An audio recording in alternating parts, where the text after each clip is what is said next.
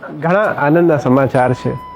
રાજનગર અમદાવાદમાં શ્રી વલ્લભામૃત મહોત્સવનું આયોજન થવા જઈ રહ્યું છે। વિશેષ પૂજ્ય પિતૃચરણ પૂજ્ય શ્રી દ્વારકેશલાલજી મહારાજ શ્રી એવं મારા જ્યેષ્ઠ પુત્ર ચિરંજીવ શ્રી યદુરાજ કુમારજીના જન્મદિવસ નિમિત્તે આ ખૂબ સુંદર ભવ્ય આયોજન શ્રી મહાપ્રભુજી બેઠકજી નરોડામાં થવા જઈ રહ્યું છે।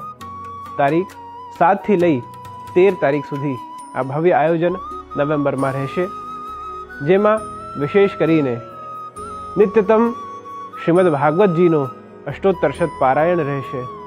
નિત્યતમ રોજ સર્વોત્તમ પુરુષોત્તમ યજ્ઞ રહેશે, જેમાં અલગ અલગ બ્રાહ્મણો દ્વારા અલગ અલગ શાસ્ત્રો દ્વારા યજ્ઞ આદિ હવનનો ક્રમ રહેશે।